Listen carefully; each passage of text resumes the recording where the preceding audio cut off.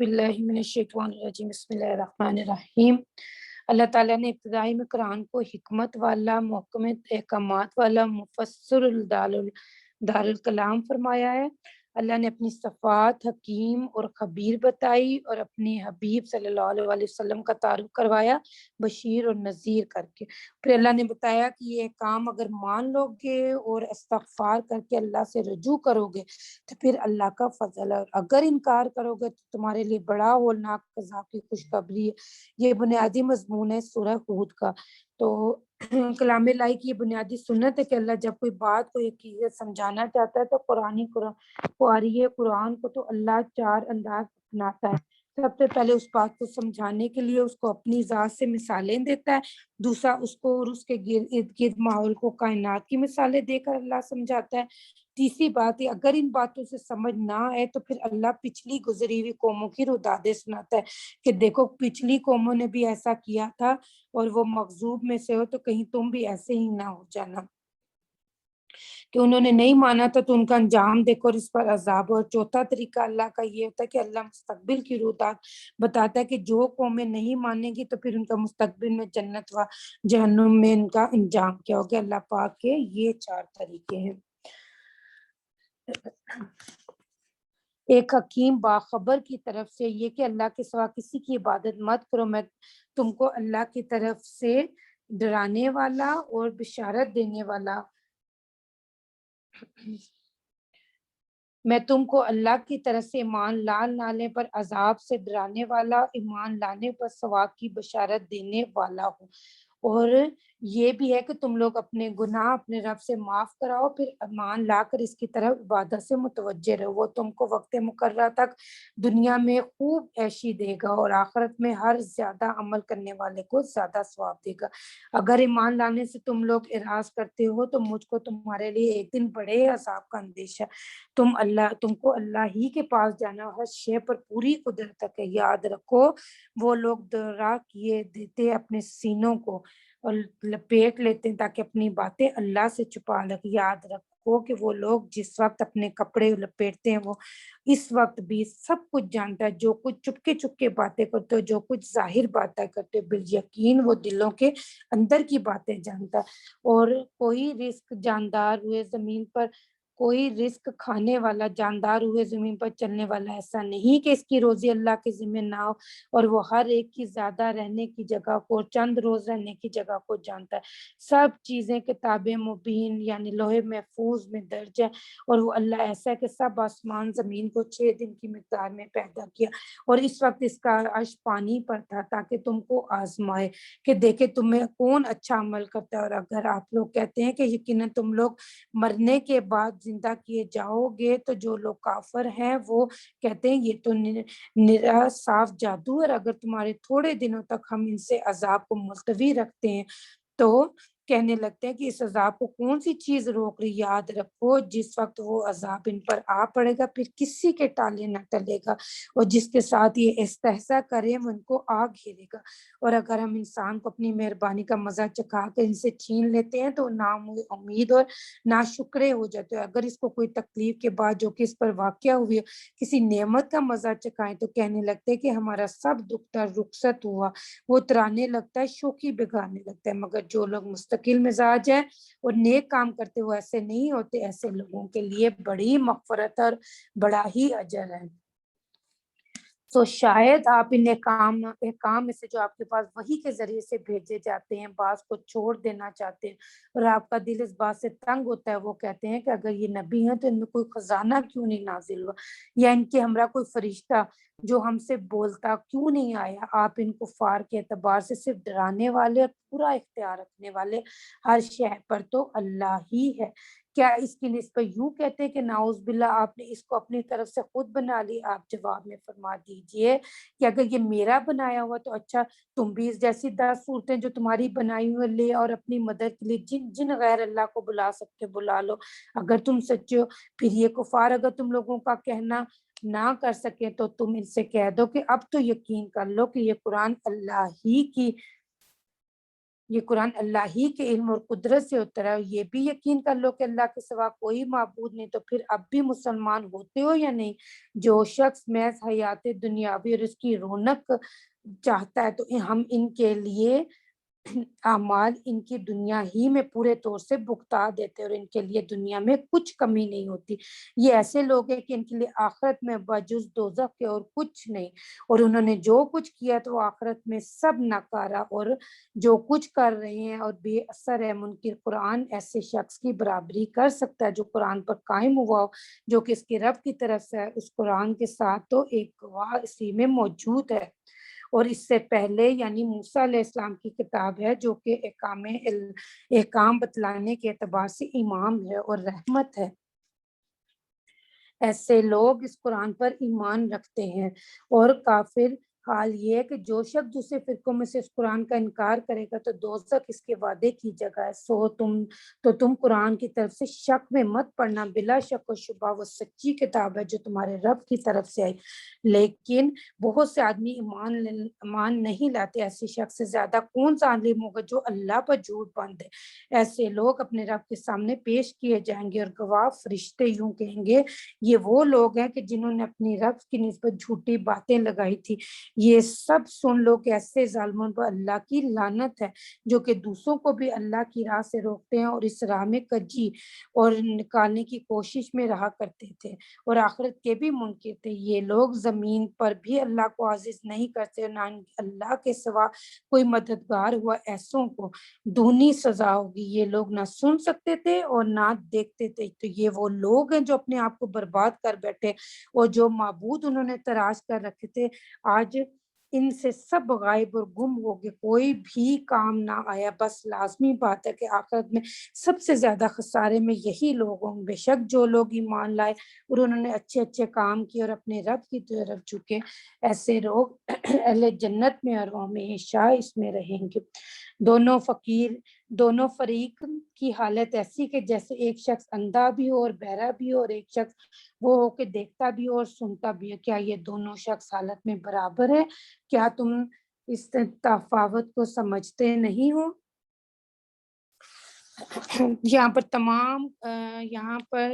یہاں سے آگے اب تمام جو انبیاء تھے ان کے قرآن ڈیٹیل سے قرآن میں اللہ تعالیٰ نے ان کے واقعات کو بیان کیا، جن میں حضرت موسیٰ علیہ السلام، حضرت ہود علیہ السلام ہے، عاد کی قوم کا واقعہ، حضرت صالح قوم سمود کا واقعہ ہے، حضرت لوط علیہ السلام کا واقعہ اور قوم لوط کا واقعہ، حضرت شعیب علیہ السلام کا واقعہ اور قوم مدین کے واقعے آگے سب یہاں سے تفصیل سے شروع ہو رہے ہیں. اور ان واقعات کی تفصیل انشاءاللہ پھر میں ایک دفعہ دوبارہ کہوں گی کہ ٹائم چونکہ اس ٹائم تو بہت لیمیٹڈ ٹائم ہوتا ہے. انشاءاللہ جب ہم رمضان کے بعد دوبارہ تفسیر کا سیشن رکھیں گے تو اس میں انشاءاللہ ان پیغمبروں کا تفصیل سے تذکرہ بھی ہوگا، تفسیر بھی ہوگی، اور ان کے قوم کے حالات، واقعات، کس طرح ان پر عذاب آئے، یہ سب کچھ بھی ڈیٹیل سے ہوگا.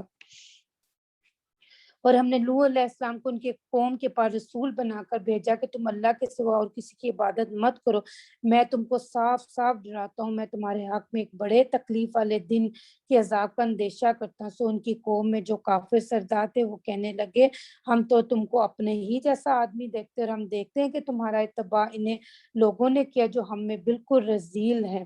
پھر وہ اتباع بھی محض سرسری رائے سے، اور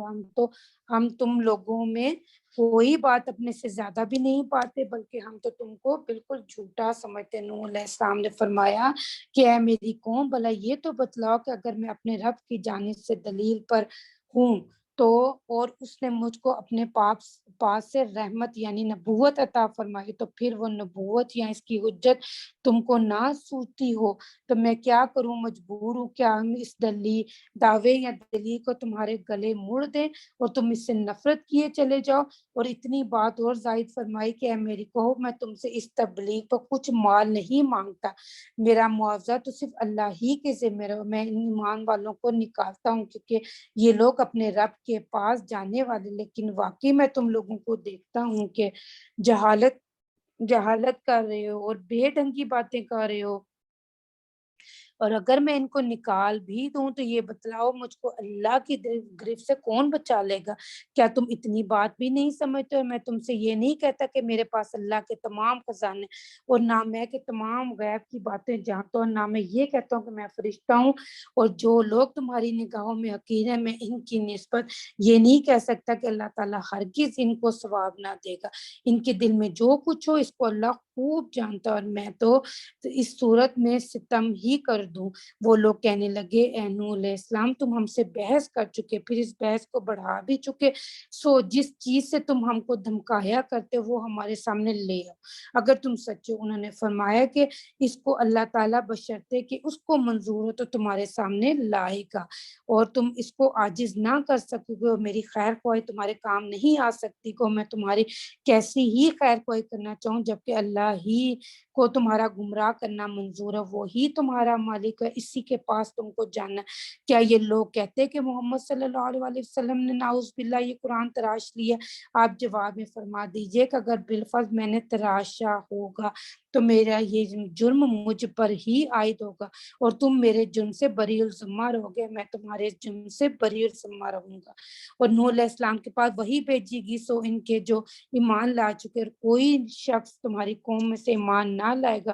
سو جو کچھ یہ لوگ کر رہے ہیں اس پر کچھ غم نہ کرو، اور تم ہماری نگرانی میں اور ہمارے حکم سے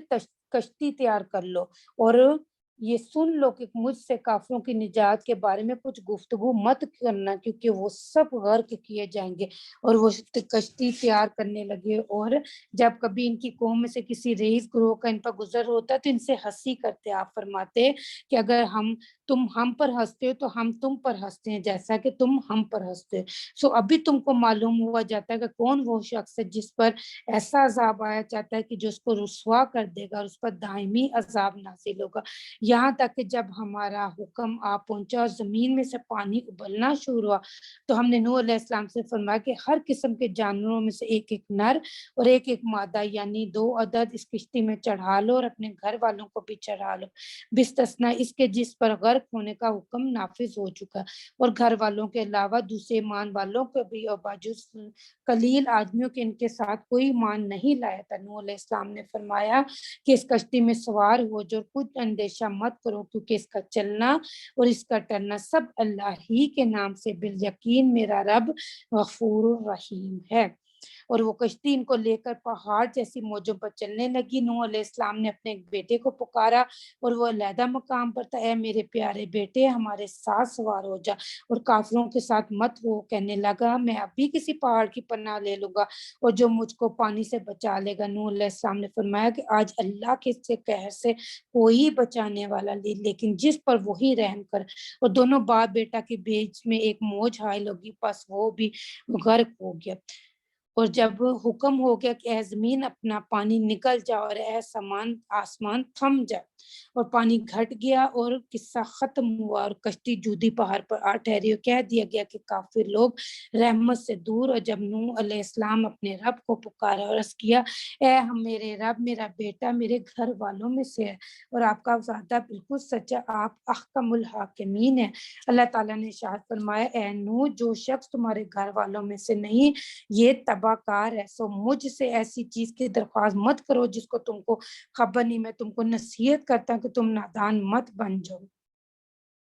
انہوں نے عرض کیا کہ اے میرے رب میں اس امر سے آپ کی پناہ مانگتا ہوں کہ آپ سے ایسے امر کی درخواست کروں جس کی مجھ کو خبر نہ ہو، اگر آپ میری مغفرت نہ فرمائیں گے، مجھ پر رحم نہ فرمائیں گے تو میں بالکل ہی تباہ ہو جاؤں گا۔ کہا گیا اے نوح اترو ہماری طرف سے سلام اور برکتیں لے کر جو تم پر نازل ہوں گی، اور ان جماعتوں پر کہ تمہارے ساتھ ہیں، بہت سی ایسی جماعتیں بھی ہوں گی اور ہم ان کو چند روز عیش دیں گے، پھر ان پر ہماری طرف سے سزائے سخت واقع ہوگی۔ یہ قصہ منجملہ اخبار غیب کی ہے جس کو ہم وحی کے ذریعے سے آپ کو پہنچاتے۔ اس قصے کو اس کے قبل نہ آپ جانتے تھے، نہ ہی آپ کی قوم، سو صبر کیجئے، یقیناً نیک انجام متقیوں ہی کے لیے ہے۔ اب اس سے آگے حضرت ہود علیہ السلام کی قوم عاد کا قصہ شروع ہو رہا ہے، اور ہم نے قوم عاد کی طرف سے ان کے بھائی حضرت ہود علیہ السلام کو بھیجا۔ انہوں نے فرمایا اے میری قوم، تم کو اللہ کی عبادت کے سوا کوئی معبود نہیں، تم محض مفتری ہو۔ اے میری قوم، اے میری قوم، میں تم سے اس تبلیغ پر کچھ معاوضہ نہیں مانگتا، میرا معاوضہ تو صرف اس اللہ کے ذمہ جس نے مجھ کو پیدا کیا۔ پھر کیا تم نہیں سمجھتے اے میری قوم، تم اپنے گناہ اپنے رب سے معاف کراؤ یعنی کہ مان لے آؤ، پھر اس کی طرف متوجہ رہو، وہ تم پر خوب بارشیں برسائے گا، تم کو اور قوت دے گا کہ تمہاری قوت میں ترقی کر دے گا، اور مجرم رہ کر اعراض مت کرو۔ ان لوگوں نے جواب دیا اے ہود، آپ نے ہمارے سامنے کوئی دلیل تو پیش کی نہیں، اور ہم آپ کے کہنے سے تو اپنے معبودوں کی عبادت چھوڑنے والے نہیں، اور ہم کسی طرح آپ کا یقین کرنے والے نہیں۔ ہمارا قول تو یہ ہے کہ ہمارے معبودوں میں سے کسی نے آپ کو کسی خرابی میں مبتلا کر دیا۔ ہود علیہ السلام نے فرمایا کہ میں اللہ کو گواہ کرتا ہوں، تم بھی سن لو، گواہ رہو کہ میں ان چیزوں سے بالکل بیزار ہوں جن کو تم اللہ کے سوا شریک عبادت قرار دیتے ہو۔ سو تم سب مل کر میرے ساتھ داؤ گھات کر لو، پھر ذرا مجھ کو مہلت نہ دو، میں نے تو اللہ پر توکل کر لیا ہے جو میرا بھی مالک ہے اور تمہارا بھی مالک ہے، جتنے زمین پر چلنے والے سب کی چوٹی اس نے پکڑ رکھی ہے، یقیناً میرا رب صراط مستقیم پر ہے۔ پھر اگر تم پھرے رہو گے تو میں تمہیں جو پیغام دے کر مجھ کو بھیجا گیا ہے وہ میں تم کو پہنچا چکا ہوں، تمہاری جگہ میرا رب دوسرے لوگوں کو زمین پر آباد کر دے گا، اور اس کا تم کچھ نقصان نہ کرو گے، بالیقین میرا رب ہر شے کی نگہداشت کرتا ہے۔ اور جب ہمارا حکم پہنچا تو ہم نے ہود علیہ السلام کو، جن کے ہمراہ اہل ایمان تھے، ان کو اپنی انانیت سے بچا لی اور ان کو بہت ہی سخت عذاب سے بچا لی، اور یہ قوم عاد تھی جنہوں نے اپنے رب کی آیات کا انکار کیا اور اس کے رسولوں کا کہنا نہ مانا، اور تمام تر ایسے لوگوں کے کہنے پر چلتے رہے جو ظالم اور ضدی تھے، اور اس دنیا میں بھی لعنت ان کے ساتھ رہی اور قیامت کے دن بھی۔ خوب سن لو کہ قوم عاد نے اپنے رب کے ساتھ کفر کیا، خوب سن لو رحمت سے دوری ہوئی عاد کو جو کہ ہود کی قوم تھی۔ اس کے بعد اب یہاں پر حضرت صالح علیہ السلام اور قوم سمود کا واقعہ بیان ہے، اور ہم نے قوم سمود کے پاس ان کے بھائی صالح علیہ السلام کو پیغمبر بنا کر بھیجا۔ انہوں نے فرمایا اے میری قوم، تم اللہ کی عبادت کرو، اس کے سوا کوئی تمہارا معبود نہیں، اس نے تم کو زمین سے پیدا کیا اور تم کو اس زمین میں آباد کیا، تو تم اپنے گناہ اس سے معاف کراؤ، پھر اس کی طرف متوجہ رہو، بے شک میرا رب قریب ہے قبول کرنے والا۔ وہ لوگ کہنے لگے اے صالح، تم تو اس سے قبل ہم میں ہونہار تھے، کیا تم ہم کو ان چیزوں کی عبادت سے منع کرتے ہو جن کی عبادت ہمارے بڑے کرتے آئے ہیں، اور جس دین کی طرف تم ہم کو بلا رہے، واقعی ہم تو اس کی طرف سے بڑے شبے میں، جس نے ہم کو تردد میں ڈال رکھا۔ آپ نے فرمایا میری قوم، بھلا یہ تو بتلاؤ کہ اگر میں اپنے رب کی طرف سے جانب دلیل پر قائم اور اس نے مجھ کو اپنی طرف سے رحمت یعنی نبوت عطا فرمائی، سو اگر میں اللہ کا کہنا نہ مانوں تو پھر مجھ کو اللہ سے کون بچا لے گا؟ تو تم تو سراسر میرا ہی نقصان کر رہے ہو۔ اے میری قوم، یہ اونٹنی ہے اللہ کی جو تمہارے لیے دلیل ہے، سو اس کو چھوڑ دو کہ اللہ کے زمین پر کھاتی پھرا کرے، اور اس کو برائی کے ساتھ ہاتھ بھی مت لگانا، کبھی تم کو فوری عذاب آ پکڑے۔ سو انہوں نے اس اونٹنی کو مار ڈالا، تو صالح علیہ السلام فرمایا کہ تم اپنے گھروں میں 3 دن اور بسر کر لو، یہ ایسا وعدہ ہے جس میں ذرا جھوٹ نہیں۔ سو جب ہمارا حکم عذاب کے لیے آ پہنچا تو ہم نے صالح علیہ السلام کو جو ان کے ہمراہ اہل ایمان تھے ان کو اپنی عنایت سے بچا لیا، اور اس دن کی بڑی رسوائی سے بچا لیا، بے شک آپ کا رب ہی بڑی قوت والا غلبے والا ہے۔ اور ان ظالموں کو ایک نعرے نے آ دبا لیا جس سے وہ اپنے گھروں میں اوندے پڑے رہ گئے، جیسے ان گھروں میں کبھی بسے ہی نہیں تھا۔ خوب سن لو قوم سمود نے اپنے رب کی طرف سے کفر کیا، خوب سن لو رحمت سے سمود کو دوری ہوئی۔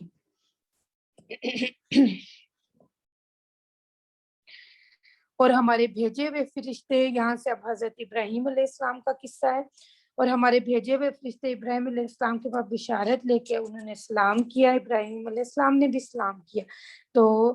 کیا پھر دیر نہیں لگائی کہ ایک تلا ہوا بچھڑا لائے؟ سو جب ابراہیم علیہ السلام نے دیکھا کہ ان کے ہاتھ اس کھانے تک نہیں بڑھتے تو ان سے متوش ہو کے ان سے دل میں خوف زدہ ہو گئے، اور فرشتے کہنے لگے ڈرو مت، ہم قوم لوط کی طرف بھیجے گئے ہیں۔ ابراہیم علیہ السلام کی بیوی کھڑی تھی، پس ہنسی، سو ہم نے ان کو مقرر بشارت دی اسحاق علیہ السلام کی۔ اسحاق علیہ السلام کے پیچھے یعقوب علیہ السلام کی، کہنے لگی ہائے خاک پڑے، اب میں بچہ جنوں گی، بڑھیا ہو کر یہ میرے میاں بیٹھے ہیں بالکل بوڑھے، واقعی یہ بھی عجیب بات ہے۔ فرشتوں نے کہا کیا تم اللہ کے کاموں میں تعجب کرتے ہو؟ اس خاندان کے لوگوں، تم پر تو اللہ کی خاص رحمت ہے، اس کی برکتیں ہیں، بے شک وہ اللہ تعالیٰ تعریف کے لائق بڑی شان والے۔ پھر جب ابراہیم علیہ السلام کا وہ خوف ظاہر ہو کر ان کو خوشی کی خبر ملی تو ہم نے لوط علیہ السلام کی قوم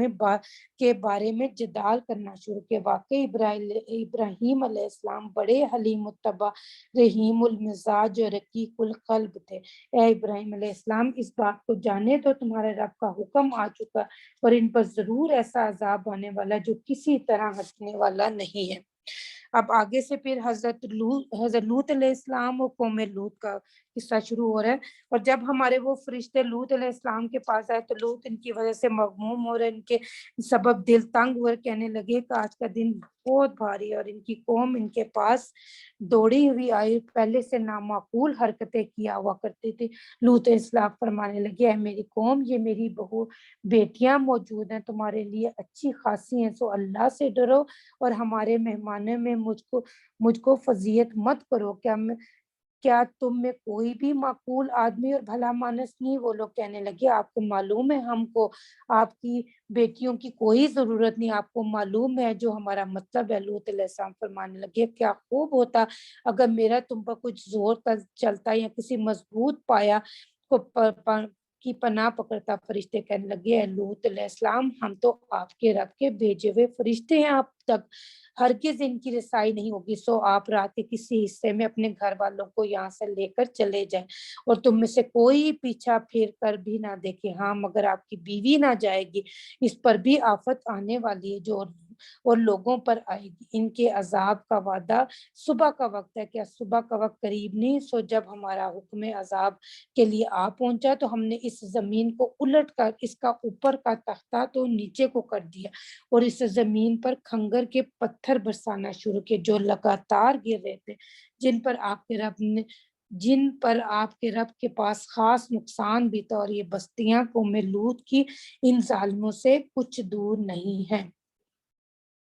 اب آگے حضرت شعیب علیہ السلام اور اہل قوم مدین کا واقعہ۔ اور ہم نے مدین والوں کی طرف ان کے بھائی شعیب کو بھیجا، انہوں نے اہل مدین سے فرمایا اے میری قوم، تم تو صرف اللہ تعالیٰ کی عبادت کرو، اس کے سوا کوئی معبود نہیں، اور تم ناپ تول میں کمی مت کرو، کیونکہ میں تم کو فراغت کی حالت میں دیکھا اور مجھ کو تم پر اندیشہ ہے ایسے دن کے عذاب کا جو انواع مصائب کا جامع ہوگا۔ ہے میری قوم، تم ناپ اور تول پوری کیا کرو اور لوگوں کا ان چیزوں میں نقصان مت کیا کرو، زمین میں فساد مت کرتے رہو، حد سے مت نکلو، اللہ کا دیا ہوا جو کچھ بچ جائے وہ تمہارے لیے بدرجہ ہے، بہتر ہے اگر تم کو یقین ہے، اور میں تمہارا پورا دینے والا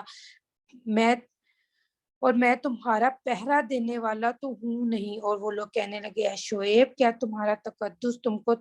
تعلیم کر رہا ہے کہ ہم ان چیزوں کی پرستی کو چھوڑ دیں جن کی پرستی ہمارے بڑے کرتے آئے، یا اس بات کو چھوڑ دیں کہ ہم اپنا مال جو چاہیں تصرف کریں؟ واقعی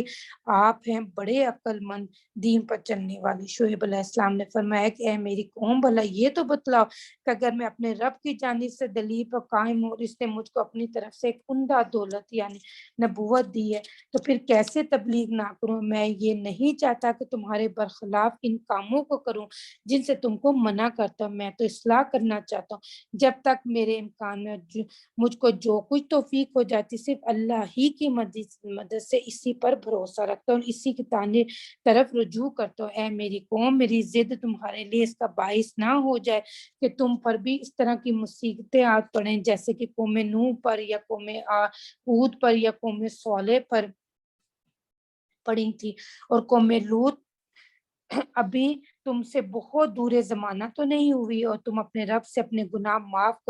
کرواؤ، پھر اسی کی طرف متوجہ ہو، بے شک میرا رب بڑا مہربان، بڑی محبت والا ہے۔ وہ لوگ کہنے لگے شعیب علیہ السلام، بہت سی باتیں تمہاری کہی ہماری سمجھ میں نہیں آتی، اور ہم تم کو اپنے میں کمزور دیکھ رہے ہیں، اگر تمہارے خاندان کا پاس نہ ہوتا تو ہم تم کو سنسار کر چکے ہوتے، ہماری نظر میں تمہاری کچھ توقیر ہی نہیں۔ شعیب نے فرمایا کہ اے میری قوم، کیا میرے خاندان تمہارے نزدیک نعوذ باللہ اللہ سے زیادہ بات توقیر ہے، اور اس کو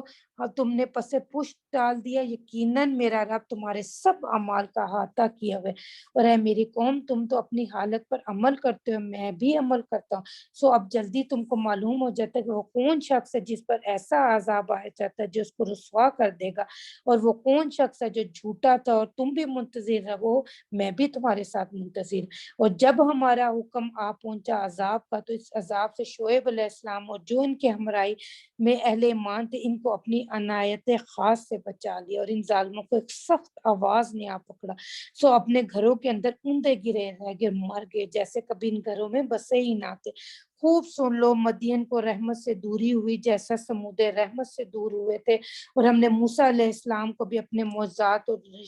دلیل روشن دے کر فرعون اور اس کے سرداروں کے پاس بھیجا، سو وہ لوگ فرعون کی رائے پر چلتے رہے، اور فرعون کی رائے کچھ صحیح نہ تھی، وہ قیامت کے دن اپنی قوم سے آگے آگے ہوگا۔ فرعون پھر ان سب کو دوزخ میں جا اتارے گا، اور وہ دوزخ بہت ہی بری جگہ اترنے کی جس میں یہ لوگ اتارے جائیں گے، اور اس دنیا میں بھی لعنت ان کے ساتھ رہے گی، اور قیامت کے دن بھی برا انعام ہو جو ان کو دیا گیا۔ یہ غارت شدہ بستیوں کے بعض حالات ہیں جن کو ہم نے آپ سے بیان کیا، سو بعض بستیاں تو ان میں اب بھی قائم ہے، اور بعض کا بالکل خاتمہ ہو گیا ہے۔ اور ہم نے ان پر ظلم نہیں کیا، کیا انہوں نے خود ہی اپنے پر ظلم کیا؟ سو ان کے وہ معبود جن کو اللہ کا چھو کر پوچھتے تھے، ان کا کچھ فائدہ نہ پہنچا سکے جب آپ پہ رب کا حکم آ پہنچا، اور الٹا ان ہی کو نقصان پہنچا۔ تو یہاں پر ہم لوگوں نے یہ پیچھے عذاب رسیدہ بستیوں کے قصے کہانیاں پڑھی، ہمیں زوال کا، ان کے عذاب، وجوہات، سب کچھ پتا چلا۔ تو بحیثیت قوم ہمیں یہاں پر ضرور ہی اپنا جائزہ لینا ہے کہ ہم لوگ اپنے آپ کو دیکھیں، اپنے گربانوں میں جھانکیں، اپنے ایک بحیثیت قوم ہم لوگ اپنے دیکھیں کہ ہمارے معاشرے میں یہ شرک، نافرمانی، فسق و فجور اور گناہ حد سے زیادہ بڑھ چکے، کبیرہ اور مکروہ گناہ جو ہمارے معاشرے میں رائج ہیں، اور کیفیت ایسی ہوگی ہے کہ ہمیں اپنے حالات کا کچھ اندازہ بھی نہیں ہے۔ تو اس کے لیے ہمیں اللہ تعالیٰ سے حد سے زیادہ استغفار کرنا ہے، اور اللہ تعالیٰ کی مدد مانگنی ہے، اور صراط مستقیم پہ چلنے کی مدد مانگنی ہے۔ اور ہم نے ان پر ظلم نہیں کیا، لیکن انہیں خود ہی اپنے پر ظلم کیا، سو ان کے وہ معبود جن کو وہ اللہ کو چھوڑ کر پوچھتے تھے، ان کو کچھ فائدہ نہ پہنچا سکے جب آپ کے رب کا حکم آ پہنچا، اور الٹا انہی کو نقصان پہنچایا۔ اور آپ کے رب کی دارو گیر ایسی ہے کہ جب وہ کسی بستی پر دارو گیر کرتا ہے جبکہ وہ ظلم کیا کرتے تھے، بلا شبہ اس کی داروگیری بڑی علم رساں اور سخت ہے۔ ان واقعات میں اس شخص کے لیے بڑی عبرت ہے جو آخرت کے عذاب سے ڈرتا ہے، اور ایسا دن ہوگا کہ اس میں تمام آدمی جمع کیے جائیں گے، اور وہ سب کی حاضری کا دن ہوگا، ہم اس کو صرف تھوڑی مدت کے لیے ملتوی کیے ہوئے ہیں، اور جس دن وہ دن آئے گا کوئی شخص بدون اللہ کی اجازت کے بعد تک نہ کر سکے گا، اور پھر میں بعض تو شکی ہوں گے اور بعض سعید ہوں گے۔ سو جو لوگ شکی وہ تو دوزخ میں ایسے حال میں ہوں گے کہ اس میں ان کی چیخ و پکار پڑی رہے گی، اور وہ ہمیشہ ہمیشہ کو اس میں رہیں گے جب تک کہ آسمان و زمین قائم رہیں۔ ہاں اگر اللہ ہی ان کو نکالنا منظور ہو تو دوسری بات ہے، کیونکہ آپ کا رب جو کچھ چاہے اس کو پورے طور سے کر سکتا ہے، اور وہ رہ گئے وہ لوگ جو شہید ہیں، سو وہ جنت میں ہوں گے، اور اس میں داخل ہوں گے، ہمیشہ ہمیشہ کو رہیں گے جب تک آسمان و زمین قائم ہے۔ ہاں اگر اللہ ہی کو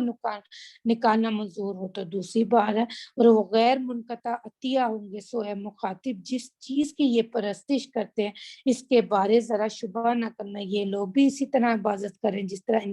ان کے باپ دادا عبادت کرتے تھے، اور ہم یقیناً قیامت کو ان کا حصہ عذاب ان کو پورا پورا بے کم مقاص پہنچا دیں گے۔ اور ہم نے موسیٰ علیہ السلام کو کتاب تورات دی تھی، سو اس میں اختلاف کیا گیا، اور اگر ایک بات نہ ہوتی جو آپ کے رب کی طرف سے پہلے ٹھہر چکی ہے تو ان کا فیصلہ ہو چکا ہوتا، اور یہ لوگ اس کی طرف سے ایسے شک میں پڑے ہیں جس نے ان کو تردد میں ڈال رکھا، اور بالیقین سب کے سب ایسے ہیں کہ آپ کا رب ان کو ان کے اعمال کا پورا پورا حصہ دے گا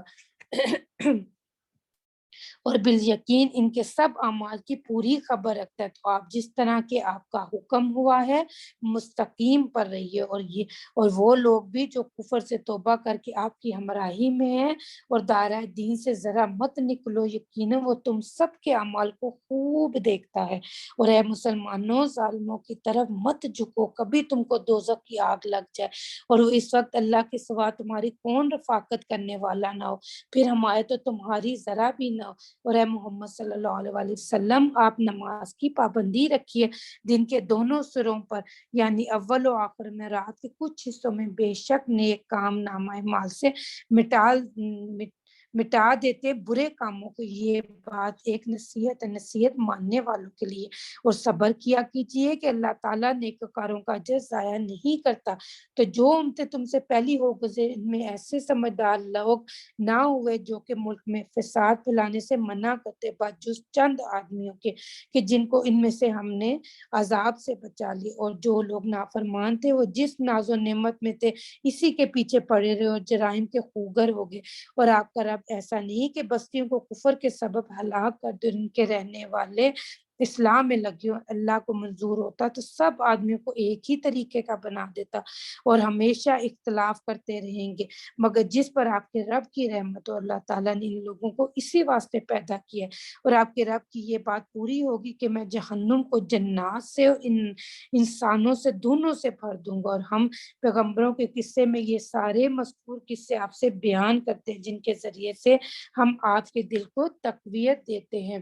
اور ان قصوں میں آپ کے پاس ایسا مضمون پہنچا جو خود بھی راست اور واقعی ہے اور مسلمانوں کے لیے نصیحت ہے اور یاد دہانی۔ اور جو لوگ ایمان نہیں لاتے ان سے کہہ دیجئے کہ تم اپنی حالت پر عمل کرتے ہو، ہم بھی عمل کریں، اور تم بھی منتظر ہو، ہم بھی منتظر ہیں۔ آسمانوں زمین میں جتنی غیب کی باتیں ان کا علم اللہ ہی کو ہے، سب امور اسی کی طرف رجوع ہوں گے۔ کہ محمد صلی اللہ علیہ وسلم آپ اسی کی عبادت کیجئے جس میں تبلیغ بھی داخل ہو، اور اسی پر بھروسہ رکھیے، آپ کا رب ان باتوں سے بے خبر نہیں جو کچھ تم کر رہے ہو۔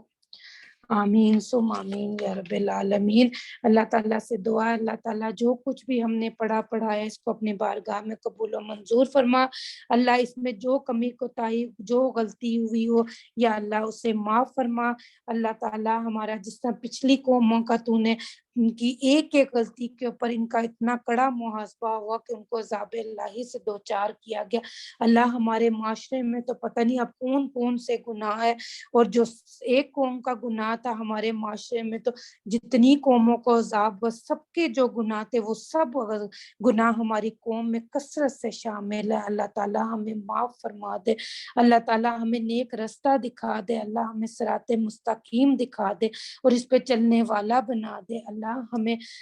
نبی پاک صلی اللہ علیہ وسلم کی سنت کو اپنانے والا، اس قرآن پاک پر عمل کرنے والا، اللہ تعالیٰ اس کی اطاعت کرنے والا بنا دے، یا اللہ اس کی سمجھ بوجھ دے دے، یا اللہ اس کے ترجمے کو اس کی تفسیر کو سمجھنے والا اور پھر اس پر عمل کرنے والا بنا دے۔ یا اللہ ہم پہ اپنا رحم، اپنا کرم، اپنا فضل فرما دے، کیونکہ تو رحمان ہے، تو رحیم ہے، تو کریم ہے۔ یا اللہ ہمیں بخش دے کیونکہ تو بخشنے والا ہے۔ یا اللہ ہمارے تمام گناہوں کو بخش دے، ہمیں معاف فرما دے۔ یا اللہ ہم تمام مسلمانوں پہ اپنا کرم، اپنا فضل، اپنا رحمت کر دے، اور اللہ تعالیٰ ہمیں